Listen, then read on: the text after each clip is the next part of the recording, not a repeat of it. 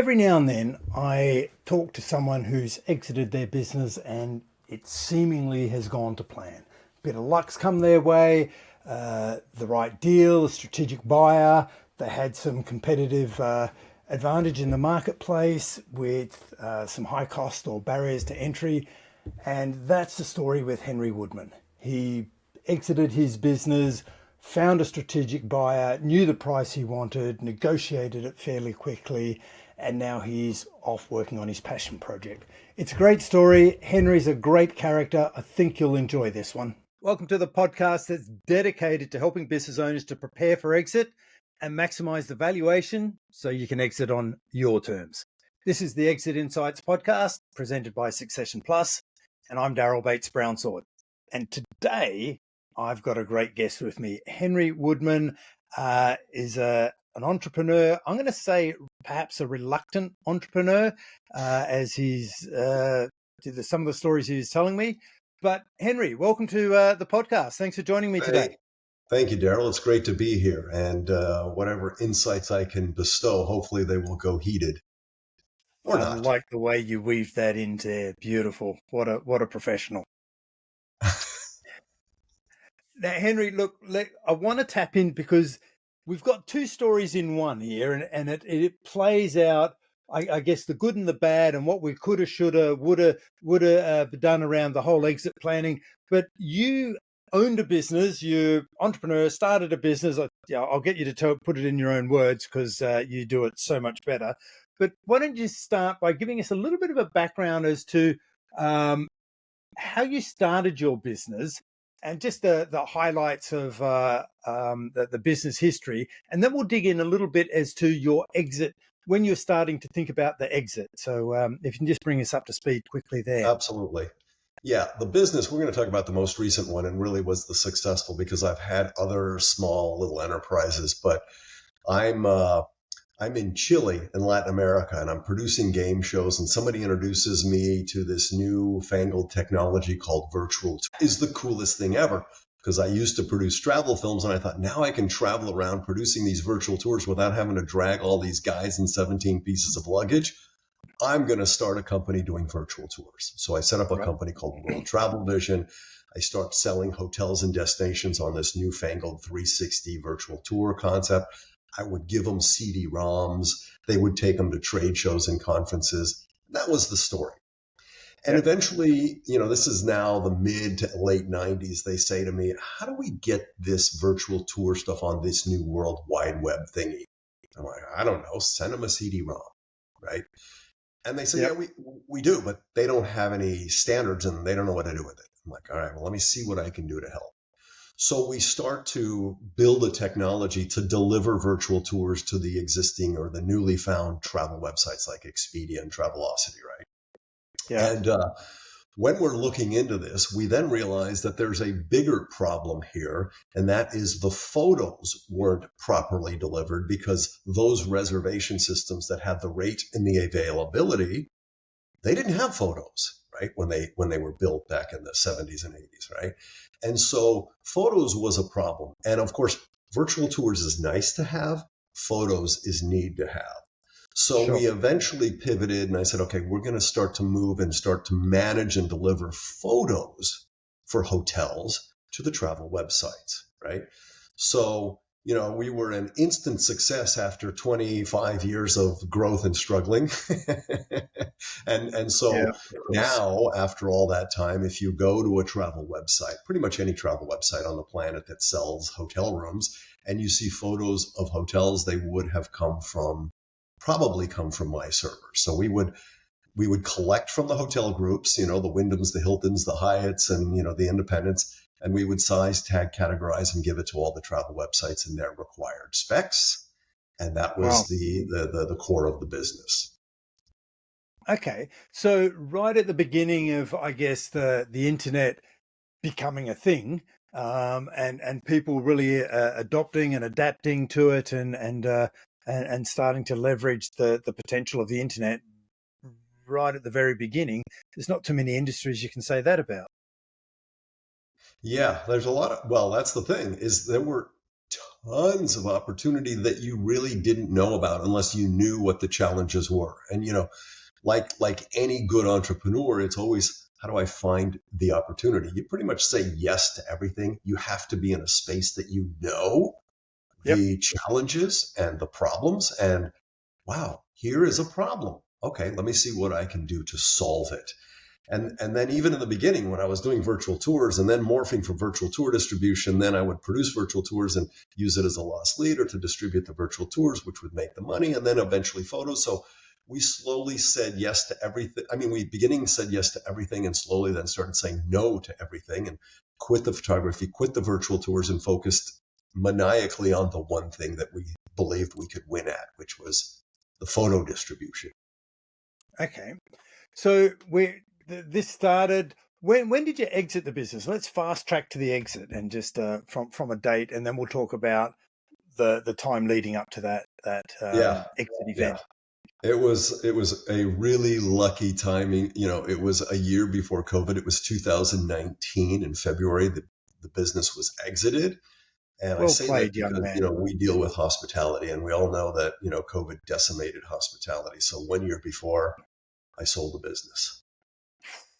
Hey, the Yeah. harder you work, the luckier you get. I Oh say man. so. Well done. Thank you. So early or in 2019, you sold the business. Let's talk about, I guess, the 2 years leading up, and unless there's a longer time frame that's relevant. What was happening in the 2 years leading up to 2017, 2018? Sure. Yeah, I'll actually take you a little bit further back because when I started the business and I realized, okay, here's an opportunity. First, I didn't know technology. I still don't know technology. I thought, all right, I gotta hire the right people. Now, Yep. I didn't know how to run a business, right? So I essentially made a deal with these guys who had recently left Microsoft, and they built the technology, which was a great fortuitous moment for me. But eventually, when people would say things like, you need to hire the right people, you need to have the culture and the vision and the KPIs, and I'm like, I don't know what that means. I can't afford to pay myself. What the hell is a KPI? I knew nothing, right? So I went back to college to get my MBA in entrepreneurship. Somebody handed me a book called Traction by Gino Wickman, and all of a sudden I was like, oh, so that's what this means. Oh, so that's what you do. So Yeah. for many years, I realized I didn't know what I didn't know. So in order to up my game, I would have to put this foundational elements, the processes, the procedures, identify exactly what the vision is, right? How we're going to get there, how we're going to measure our health with the KPIs and so on, right? And so it took a long while. We had one competitor who was very well funded from a VC perspective, and we had, for the most part, I was bootstrapped. I had mortgaged my house. I had a couple of times where I thought, all right, well, my next line would be, what do you want with, you want burger, you want fries with that burger, right? I mean, I didn't think we were going to make it. So after learning the things that I did and going through and learning some of the challenges we overcame and the hurdles, we focused maniacally on exactly where we wanted to go, how we wanted to be, and really listened to the client to say, all right, what do you need? But before the sale, I really didn't believe I was going to sell at the time that I did. I had a number on my mirror for about a decade. I wanted to understand, what do I need to live comfortably for the rest of my life without having to worry about money? That would be my number. And then, of course, I doubled it because you never know, and taxes and stuff like that. So that was on my mirror. And what I decided to do was focus really, really maniacally on documentation. I told our team, imagine that we're going to open up a franchise somewhere and they can never talk to you. Write the documents so they know exactly how things work and simplify it and keep it up to date, right? Connections change all the time, APIs change. So we needed to make sure that all of those things were accurate.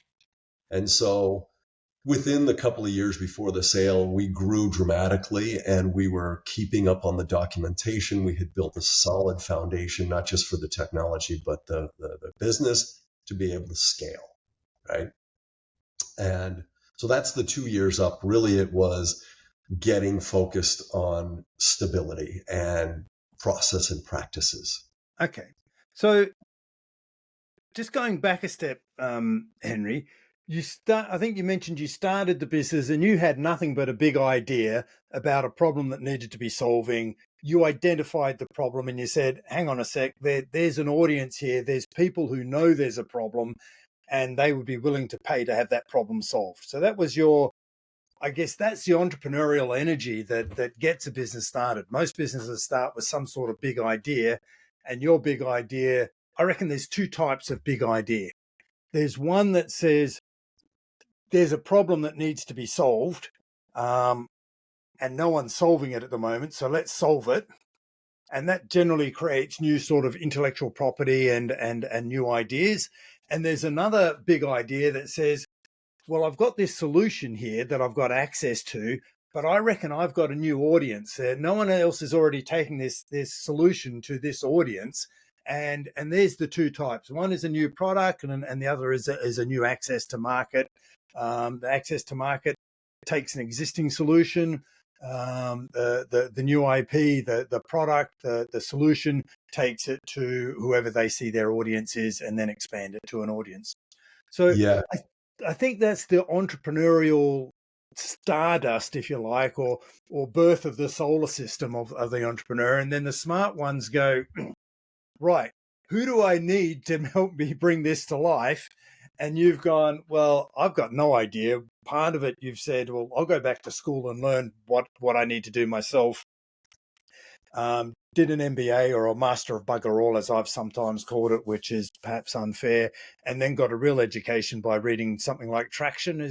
That was my experience anyway. I did the MBA and got a whole lot more valuable experience by doing it and reading books that really related to the SME growth, like Traction.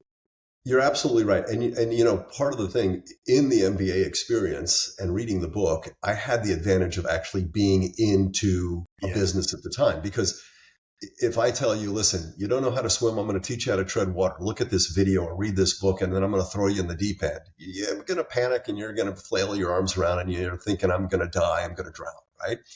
If I get you in and I say, okay, this is what you do, and let's get in while we're learning and we'll move the hands around properly, eventually you'll understand how that treading water is different from panicking and flailing your arms around drowning.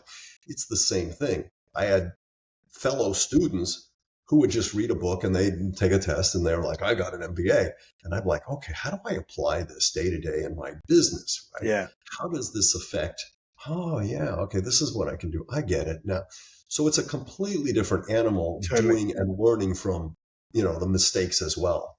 You're living the case study in real time. Correct. Yeah. Not that I recommend that, by the way. Yeah, but you're an entrepreneur and that's what we do. We tend to have a higher risk profile and just go, well, let's just get on and do it and we'll solve the problems as we go. And the other thing, Daryl, is I look at it and I say, is there a problem? Or is there some problem you have that others might have? And an example, like I said, is we just imagined early on that the photos were being delivered by the hotel groups directly. That wasn't the case, right? And so it was something that you would not have known had you not been in that space. Yeah. And that's where, if it's a problem, I can build something to make it easier and less friction for the client. And it's a really good point because I think that's how the birth of good ideas start. You're in it and you see the problem, you experience the problem. So you know who to talk to go, well, is this a problem for you also? And because you're in the industry typically of whatever industry it is, you can talk to both sides, supply and demand, and see if it really is a big problem that people want solving, or if it's just you and it's a bit of a glitch. And it sounds like there was something there, or there obviously was something there in this scenario that grew into something significant. That's exactly right. And I'll give you another really simple example. I'm in college. I have a pocket full of quarters. I'm sitting in a laundromat waiting for my clothes to dry. I'm addicted at the time to Pac-Man. So I'm thinking, this laundromat needs a video game machine, right? And so I go back to my dorm room. I call every laundromat in Tucson. I ask them, do you guys have video games? And they'd say no. And I thought, if I got one, would you share the revenue with me? And a couple said, sure. Right. Now, this was my own personal need. And I thought, well, if I'm addicted to this game and I'm a captive audience with a pocket full of quarters, and I would easily waste quarters to waste my time at a laundromat, other people would too. Yeah. So that was kind of the hedonistic, I want to play a game. And then I couldn't even play my own games because if I did, I would be taking away from the people who were going to feed quarters into it. Right. But again, I think that you're showing how businesses get started, because you've identified that you've thought about it as well, hang on a sec, if I've got the problem, others have the problem too. Correct.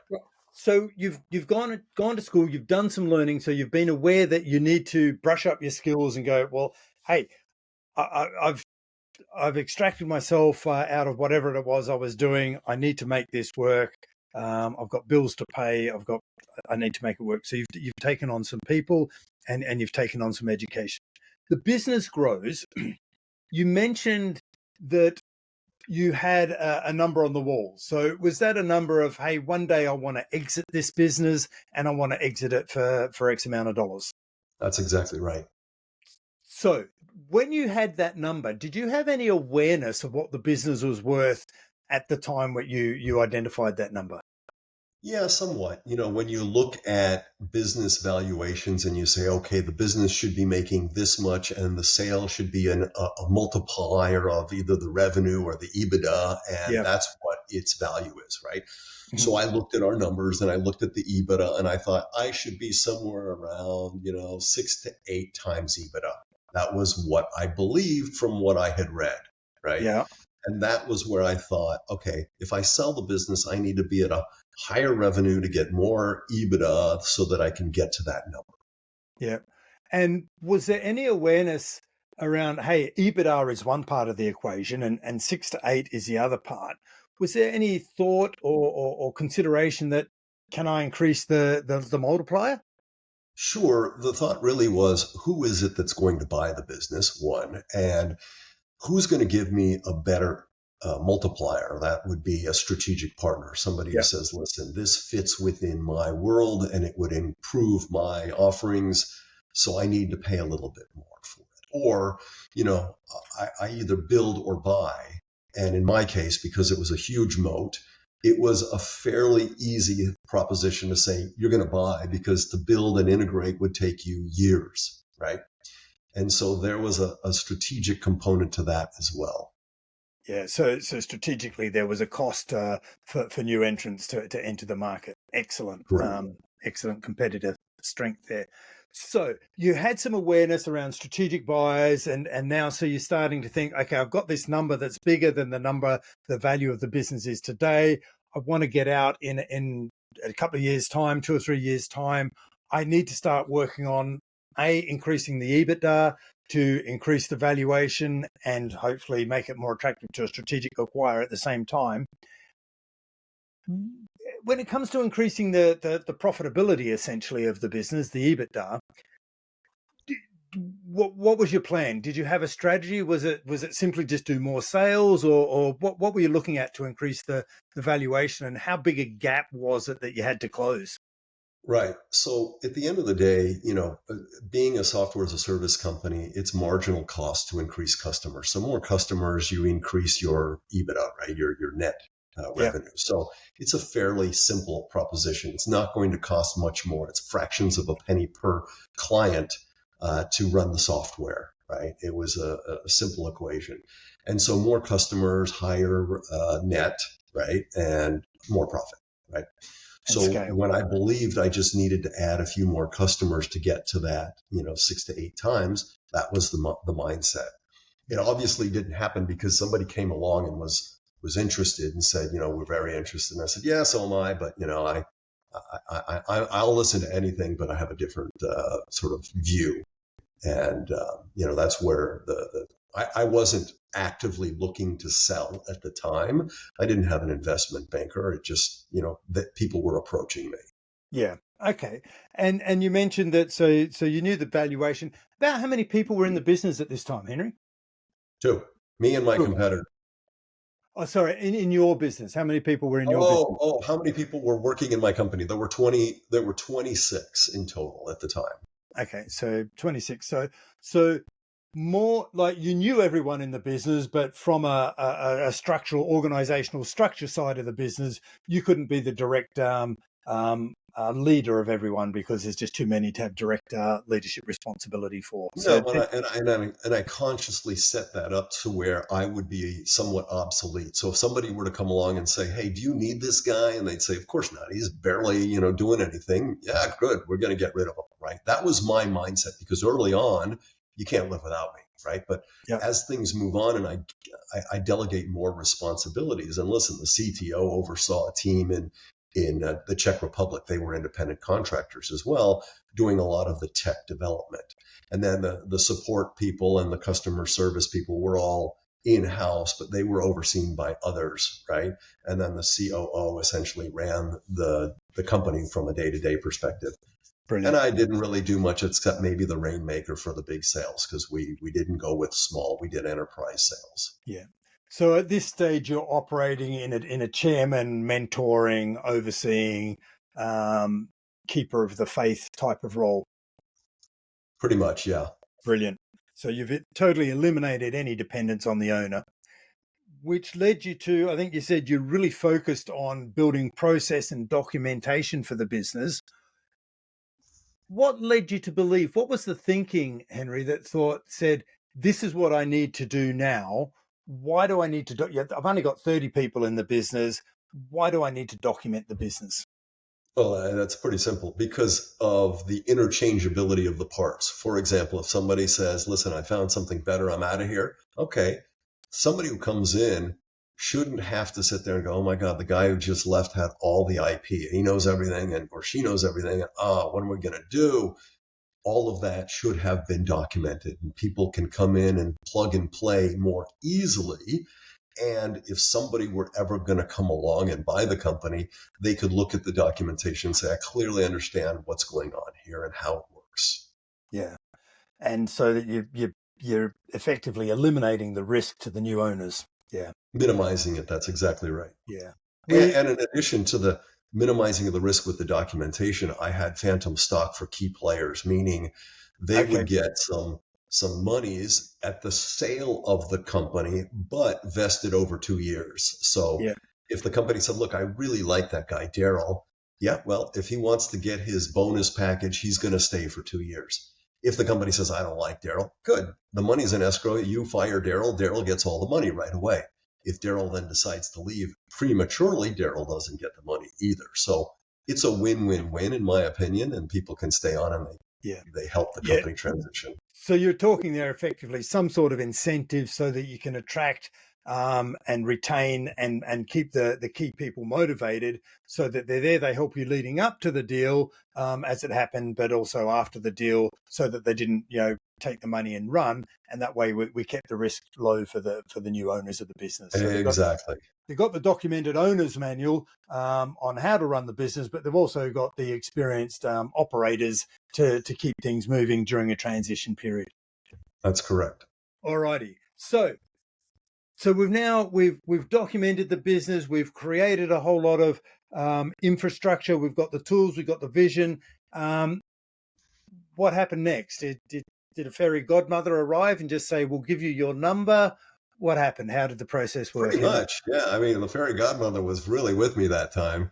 Um, I had a couple of groups, as I mentioned, come and sniff around and, they said, "Listen, we're interested." I said, "Listen, I'm always interested, but, I just want to let here's my number." And, one of the groups, they said, "Okay, thank you." And a month later, they called up and they said, "Can we meet in Atlanta?" They're an international multi-billion-dollar company, right? And so they fly in the CFO and the COO and they start throwing out all these numbers and justifying why they would pay what they believed it was worth. And basically I said, "Listen, I'm going to be honest with you. I make pretty good money. I don't have any debt. I don't have a boss. I don't have a board. I sleep really well at night. Why would I sell the company unless I get my number?" Right? And I was honest. I believed what I believed. And I even said, "You will overpay today for something you will underpay for tomorrow." I believe that. I didn't know about COVID, right? And so, what was probably 5 or 6 seconds, but seemed like a minute, they looked at each other and finally they looked back and they said, fine, you got a deal. So no investment banker, the lawyers got the contracts together within a little over 60 days. Money was in the bank and it was done. I was like, wow, So fairy what do godmother. you that that is a fairy godmother, isn't it? That doesn't happen too often. And I might add, it was 20 times EBITDA. Oh, well done. Yeah, that's because that's how it got to my number. So what do you think, Henry? That's amazing. Well done. What do you think it was that got them over the line? I'm sure it took more than a couple of minutes, but what do you think it was that got them from the haggling position of trying to justify it based on, whatever else is going in the marketplace, through to them going, and I don't know what they shared with you, but I guess I'm assuming they're going, yeah, this is a strategic acquisition for us. Yeah, we will pay a bit more for it, but we're really going to benefit in the long run, because this business will be better in our hands than it is in Henry's hands. And Yeah. so, yeah. Well, What do you think clearly, was the piece that got them over the line to go, yep, no worries, we'll do that deal? yeah, clearly it was a strategic play because, they were a large company and they were just entering this travel technology space. They had a few thousand clients and they looked at us with over 60,000 clients and they thought, you know what? I mean, when I say clients, I mean hotels. And that was also a shoe-in to be able to get some quick and fast access to those clients and give them insta credibility, right?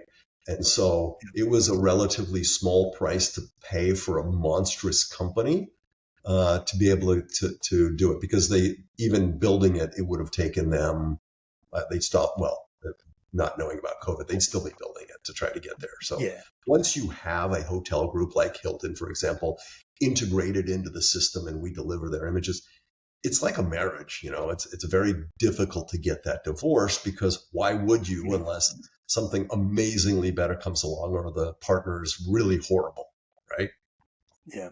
So the key takeaways I'm getting from the deal, Henry, you were not in an operational role. You weren't in a key role of the business. You had the strategic relationships. You were running the business by remote control. Pretty much, yeah. You had the leadership team in place who were running, and they were making decisions as you would, so that there was nothing scary happening for you, which allowed you to run it by remote control.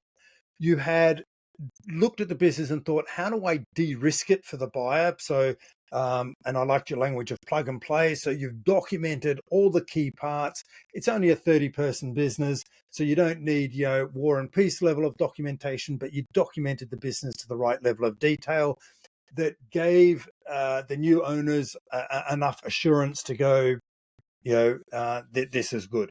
You also had some cultural, commercial, personnel agreements or contracts in place for the staff that not only rewarded and encouraged their loyalty and motivation, but it did. It rewarded them as well, and that was another de-risk for the buyers. And the other beautiful thing you had in place, which is not insignificant, is the fact there are only two players in the market, and it's a software as a service type of product, so it's all good. You're right. Now, what normally happens after this is the deal's done, and business owners suggest to me that that's awesome. I'm now going to go off, sit on the beach and drink pina coladas. So, how long did you do that for? I've yet to have my first pina colada on the beach. Actually, that's not true, but I actually knew. What's funny is I had known that I would never want to retire and do nothing. Yeah. So I had the rights to a book that I thought, when I sell this business, it's called Ice Portal. When I sell Ice, I will then publish the book and develop the concept for a streaming series on TV. So that's essentially not a full-time ongoing concern. And by the way, I don't think I would ever have done that if it was the way I was going to maintain a living, because, it's that 1% in any of the arts fields, whether you're an actor or a musician or a TV producer. It's really challenging to make money unless you are at that level, right? And I am not. So it would be a passion project that would keep me mentally busy and out of trouble. So Out of the idea trouble. was we'll publish the book, we'll get a little bit of visibility, and then we'll develop that into a streaming series with a much deeper dive into the concepts. So did you have this in mind that you wanted to do this if the exit came off, or did this come about of now I've exited, what am I going to do now? No, this was in mind 40 years earlier. Right. So, So you know, you I'm knew if I, yeah, I'm in Los Angeles and I leave college and I think, okay, I want to go to LA and produce and direct movies. Of course, that did not happen. I eventually ended up traveling, doing travel films and game shows in Latin America, and then started this technology company. But when I was in Los Angeles, I bought the rights to this book. And I thought, I want to produce a movie out of this at the time. I talked to a producer and he loved the book as well. He went off in a different direction into real estate. I went to game shows in Latin America and we stayed in touch.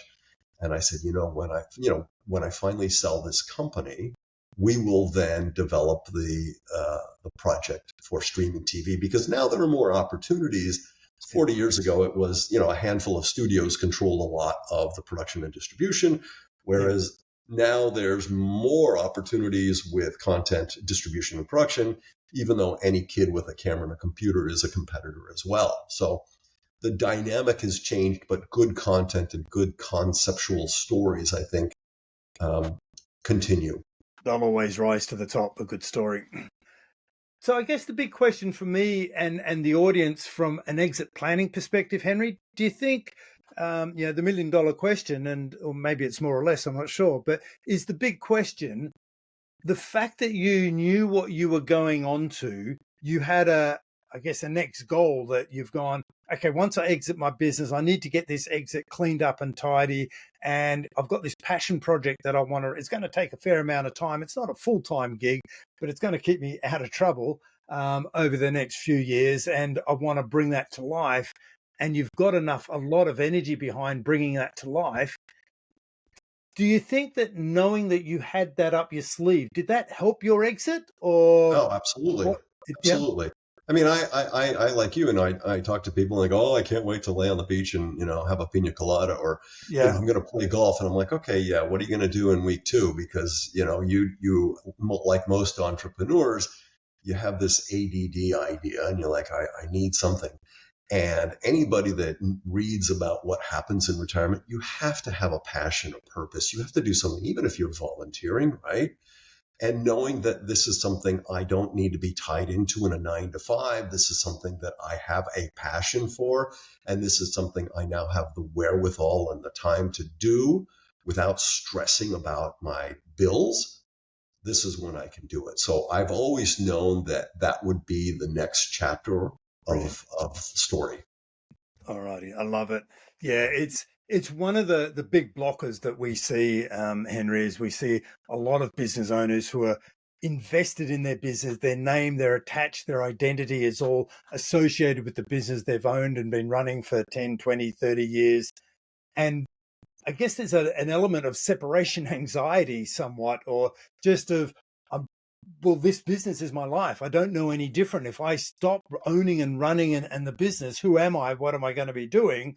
And that identity, or the role identity fusion, as it's sometimes known as, is can cause delays or problems with the deals proceeding. So I love the fact that you've gone.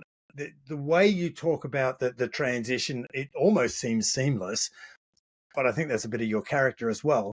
And but yeah, it's just such a great story to hear, and it's really rewarding to see. Yeah. I guess a good story like this come to life, and I'll It, look forward to it, seeing the story on maybe Netflix or Amazon one day. Me too. And you to be honest, because I do talk to other, I coach small businesses now just to help them out. And I hear stories and I hear stories about earnouts and I hear stories about horrible deals that, at the last minute they come and they want to change the number. And I look back and I'm like, man, I am the luckiest person on the planet to have that seamless transition. And I did Yeah, stay there to transition with the company for a couple of years.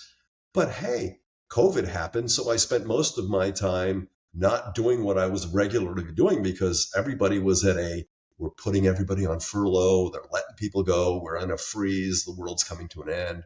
So, I was fairly lucky to have gotten out at the time that I did, but also, the thing. But the next step was, now that I've got a little bit of extra time and I'm transitioning, let's start to plant the seeds for the next the chapter as well. Brilliant.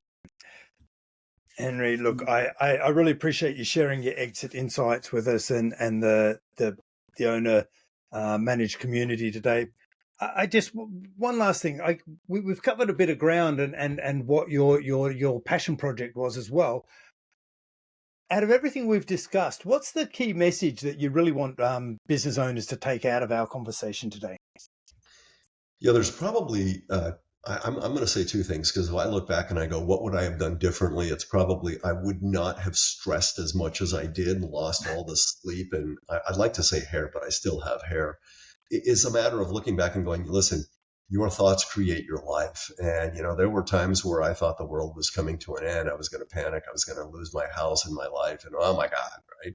So one, just try to overcome the obstacles and learn from them. And then two is probably, that saying that you're the average of the 5 people you hang out with. If you associate with those that are inspirational and motivational and get you going in the morning, you too will wake up going, yeah, I too want to achieve these things, right? As opposed to my friends, they just punch the time clock, they come home, they, drink their beer and have their chips, and I'm going to do that as well. So who you surround yourself with also is helpful in who you eventually become. Brilliant. Henry Woodman, thanks for sharing your exit insights with us today. Thanks. And if anybody wants more information on the next chapter, the website, if you want to post it, it's mariethestory.com. It has information about the book and it has information about the series. Excellent. We'll include that link in the show notes in case anyone wants to follow it up. We'll be gladly share that, and we'll look forward to seeing it. Thank you, Daryl. I hope you enjoyed this episode of the Exit Insights podcast. If you haven't already, now's a good time to subscribe and get notified of all future episodes. Now, if you're planning to exit and sell your business one day, you want to be sure that it's exit ready. When you're ready to exit and with the numbers that work for you. Now, this is going to need some planning. Now, the Business Sellability Scorecard is a good place to start. Just answer a few short questions about your goals and your aspirations for your business and your succession, and you'll get a report and a score for you, your business, and your numbers. As many of our guests have already said, don't wait until it's too late. Don't wait until you're ready to sell. Start your exit planning now to make sure that you're one of the 20% of business owners who successfully exit their business.